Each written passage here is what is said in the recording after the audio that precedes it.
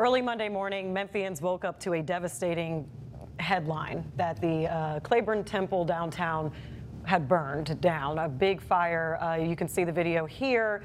The fire chief, Gina Sweat, said that it was just absolutely devastated. Not a total loss, but as you can see there, it was undergoing massive restoration project, about $8 million worth, and it's just been gutted from this footage. So now we're here a week later. We still don't know a cause. They're still investigating.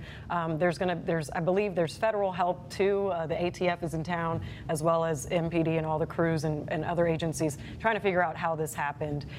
So we know the Clayborn Temple has civil rights history. It's a civil rights history gem because it was the operating place, or just the start of where all of Dr. Martin Luther King gathered for his marches. So, Pastor Norman, I feel like it's appropriate to come to you first of just giving some breadth to the historical significance. Well, thanks for the nod. I was there with the colleagues, Rosalind Nichols and others, Rabbi Micah Greenstein, on the night that they gave rebirth to the Clayborn Temple, and when all of us went in to pray in that space and then to say, let's use it. And we wanted to use it for voices of the new civil rights movement. I think what has happened, in order to connect this to a new generation and not just go through the ashes and say we want to rebuild, let's rebuild with a purpose. What conversations are we having in this space? We're having conversations in Memphis about things like environmental justice. Those are the kinds of things we need to bring into the space of Clayborn Temple in the rebirth. I think it needs to be a part of the Civil Rights Trail managed by the Civil Rights Museum. I think the two should be connected, one funding stream and source for the arts and for expression.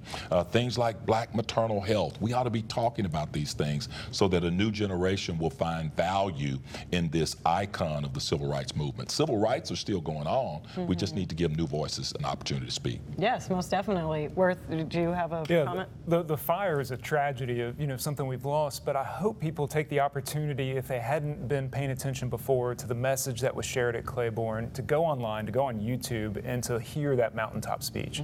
I think there were not only that message by MLK, but many of his transcended not only race, but also, space and time, if you ask my opinion, that it was this universal message that is so important for us to hear, not only today, but also in 1968, and anytime people want to engage with their neighbor, with their brother, and ask those deep questions about what are we doing here.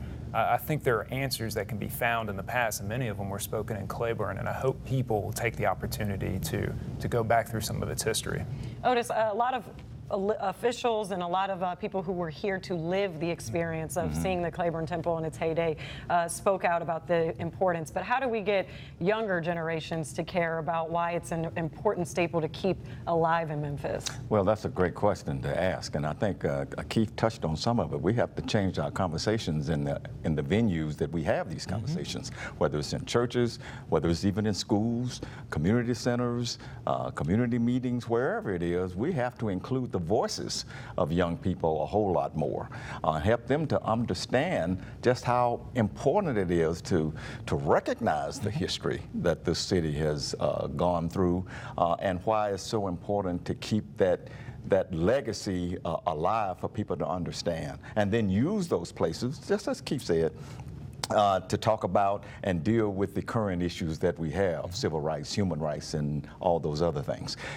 Yes, Clayborn Temple was a legacy place, and it was where the sanitation workers gathered with their I am a man signs and all of that. Of course, Dr. King's speech was at Mason Temple. Mason Temple. Oh, I'm so sorry. Yeah, Mason Temple. You're right. That's right. But still, your point is very well taken. I spent all morning watching the speech over again. No, but your point is very well taken.